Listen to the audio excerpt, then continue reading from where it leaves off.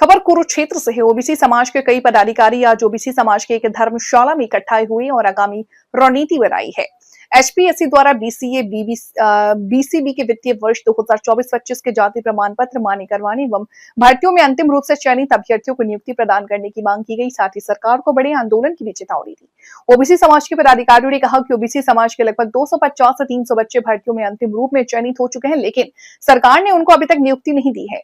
इसके विरोध में आज कुरुक्षेत्र में इकट्ठा होकर आगामी रणनीति बनाई गई। उन्होंने कहा कि भाजपा सरकार ओबीसी समाज के विरोधी सरकार है और सिर्फ दिखावे के लिए ओबीसी समाज का मुख्यमंत्री है, लेकिन वो ओबीसी समाज को नहीं सुनते। उन्होंने कहा कि अगर जल्द ही इन अभ्यर्थियों को नियुक्ति प्रदान नहीं की गई तो सभी जिला स्तर पर प्रेस वार्ता की जाएगी और एक बड़ा आंदोलन भी किया जाएगा और सरकार के खिलाफ प्रदर्शन कर पुतले भी फूके जाएंगे। सबसे पहले तो सभी पत्रकार व छायाकार बंधुओं का या पांचाल धर्मशाला में पहुंचने पर हार्दिक हार्दिक स्वागत और लेट के लिए मैं आपसे माफी मांगता हूं। आज जो प्रेस कॉन्फ्रेंस बुलाई है, हमारे जो ओबीसी के जो बैकवर्ड क्लास के जो बच्चे हैं उनकी ज्वाइनिंग ना होने की वजह से ये सरकार उन बच्चों का सिलेक्शन हो चुका है, उनके साथ धोखाधड़ी कर रही है, उनको ज्वाइन नहीं कर रही। इसके लिए हमने बुलाई है। बच्चे हमारे यहाँ कुछ आए हुए हमने बुलाए थे, जो मेन 5-10 बच्चे हैं वो हैं। इसमें हमारे कुछ बच्चे हैं ज्वाइनिंग वाले, 5 जुडिशियल के हैं, 84 बच्चे एएमओ हैं, मेडिकल ऑफिसर, और 125 के लगभग लेक्चरार हैं, कॉलेज लेक्चरार। मेरा आज आप लोगों को बुलाने का यही मतलब है कि इस सरकार को चेताने के लिए, ये सरकार ये ना समझे कि ये बच्चे अकेले हैं, पूरा बैकवर्ड क्लास के लोग इनके साथ हैं। मेरे साथ हैं ओमपाल कश्यप जी, हमारे भाई भूपेंद्र सोनी जी, पंचाल साहब को सभी जानते हैं, हमारे कांग्रेस पार्टी के जयपाल पंचाल जी प्रवक्ता भी हैं, रामेश्वर जी पंचाल साहब, और ये बच्चे हैं हमारे, और हमारे साथ जांगड़ा जी हैं, सतेंद्र जी और सत्यवान जी। हम जो आज प्रेस कॉन्फ्रेंस करने का हमारा मतलब एक ही है, इन बच्चों को ज्वाइनिंग कराए।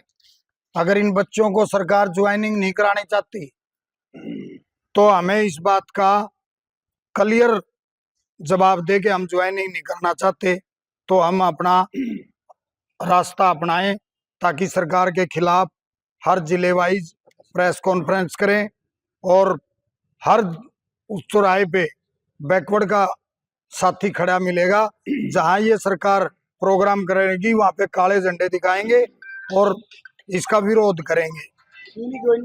ज्वाइनिंग का मैं बता रहा हूं आपको, 9.5 साल इन्होंने क्रीमी लेयर के नाम से हमारे बच्चों का भविष्य है पिछली सरकार में खाया, जब मनोहर लाल खट्टर जी थे।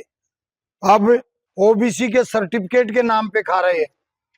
ओबीसी का सर्टिफिकेट जिनकी ज्वाइनिंग होगी बच्चों की, ओबीसी का सर्टिफिकेट उन्होंने लगा रखा है, जिस किसी का 2 दिन पुराना है, किसी का 5 दिन, किसी का 15 दिन, किसी का 1 महीना।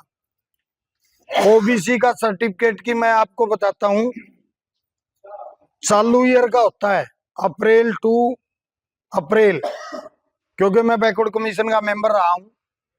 बाई बर्थ सर्टिफिकेट बनता है बैकवर्ड का। अगर ये कहते हैं कि इनकम घट बढ़ जाती है, उसके लिए हम करें। आप एक बात बताओ, ये सरकार फैमिली आईडी को बुढ़ापा पेंशन से जोड़ रही है, राशन कार्ड से जोड़ रही है, और फैमिली आईडी को 3-4 जगह, जैसे ये लक्ष्मी लाडो योजना है बनाई और बढ़ाई, उससे जोड़ रही है। उसमें इनकम प्रूफ भी है, उसमें जाति का प्रमाण पत्र भी है। फिर फैमिली आईडी वहां यूज क्यों कर रही है, यहाँ यूज कर रही है?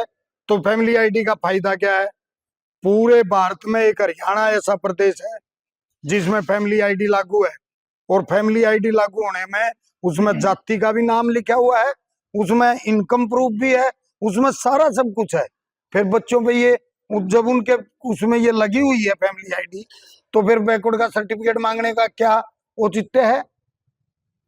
अगर जो बच्चे बैकवर्ड का सर्टिफिकेट लगा दिया और वो बच्चे मेरिट में आगे, जर्नल से भी ज्यादा मेरिट है, तो उन बच्चों को मेरिट में जर्नल में कन्वर्ट करके जर्नल में ज्वाइन करें, तो वहां तो बैकवर्ड का सर्टिफिकेट की जरूरत नहीं।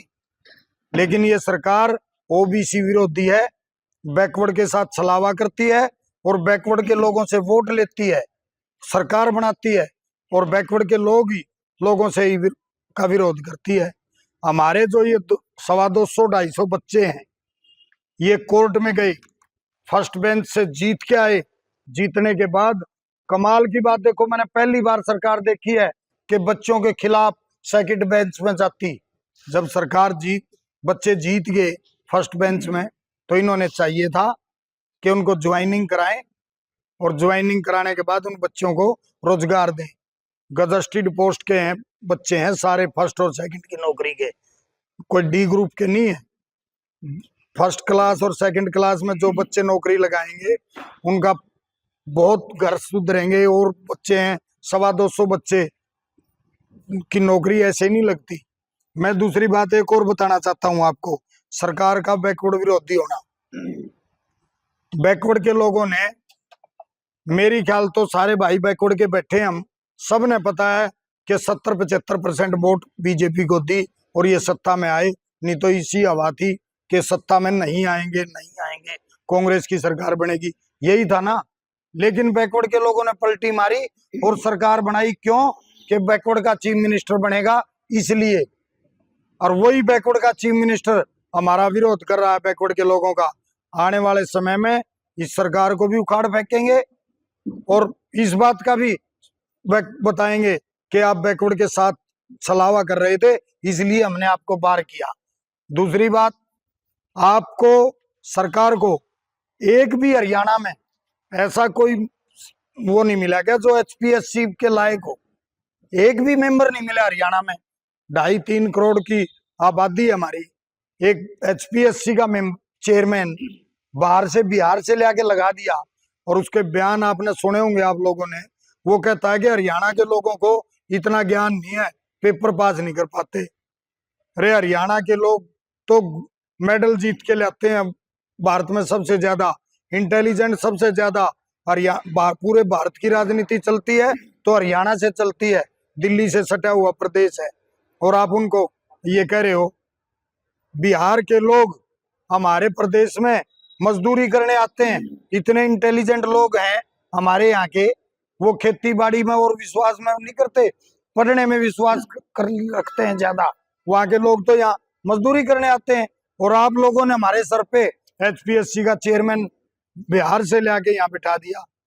मेरा सरकार से मांग है, सबसे पहले तो इस एचपीएससी के चेयरमैन को हटाया जाए, इन बच्चों को ज्वाइनिंग कराई जाए ताकि इन बच्चों का भविष्य बन सके। और आने वाले समय में हम लोगों ने एक प्रोग्राम बनाया है, हर जिले में सारे साथियों की अलग अलग 5-5 की टीम बना के हर जिले में प्रेस कॉन्फ्रेंस करेंगे। हर जिले में मुख्यमंत्री का और एचपीएससी के चेयरमैन का पुतला फूकेंगे और वहां पे ज्ञापन देने का काम करेंगे डीसी को। और उसके बाद एक बहुत बड़ा आंदोलन बैकवर्ड क्लास के लोगों का खड़ा करेंगे, हर जिले वाइज गाड़ियां घुमा के प्रचार करके, और एक हरियाणा में बहुत बड़ा एक सम्मेलन करने का काम करेंगे और चीफ मिनिस्टर की कोठी का घेराव करेंगे चंडीगढ़ में। चीफ मिनिस्टर तो आपने कहा बैकवर्ड भी है स्वयं, तो अफसर गुमराह कर रहे हैं, तो क्या क्या दिक्कत का? मैं आपके एक एक सवाल का जवाब दूंगा, 2 मिनट में मेरा खत्म हो जाएगा। उसके बाद देखो, हमारा अगला प्रोग्राम चंडीगढ़ में 1500 आदमी इकट्ठे होके मोजिज गवर्नर को ज्ञापन देंगे और ज्ञापन के माध्यम से यह काम करेंगे। और फिर सम्मेलन, बहुत बड़ा सम्मेलन होगा और इस सरकार के विरोध में सम्मेलन करेंगे। यही मेरा आपसे कहना था। अब आपके कोई सवाल है वो मेरे को? क्योंकि स्वयं मुख्यमंत्री बैकवर्ड है, तो क्या उसको कोई अफसर गुमराह कर रहे हैं या स्वयं नहीं जाते? देखिए, चीफ मिनिस्टर को ज्ञान ही नहीं है, चीफ मिनिस्टर को कोई नॉलेज नहीं है। जो हमारे साथी मिले उन्होंने, हमने कहा कि फर्स्ट बेंच में हम जीत गए हैं तो हमें ज्वाइनिंग कराई जाए। उनको मेरे को पता ही नहीं, आप जीत भी गए, अरे सरकार हमारे खिलाफ चली गई, आपको पता नहीं आप सरकार के मुखिया हो। कोर्ट में आदेश के बाद जब इंटरव्यू भी हो गया तो आप क्या? इंटरव्यू भी हो लिया, सब कुछ हो गया। सुनो, इंटरव्यू भी हो गया, सब कुछ हो गया। उसमें इंटरव्यू होने के बाद ओबीसी के सर्टिफिकेट को ये कहते हैं कि आपका तो 1 साल पुराना है, 3 महीने पुराना है, किसी किसी लड़के का तो 2-2 दिन 5-5 दिन पुराना है। नु कहते हैं 6 लाख का बना हुआ आपका ओबीसी का सर्टिफिकेट।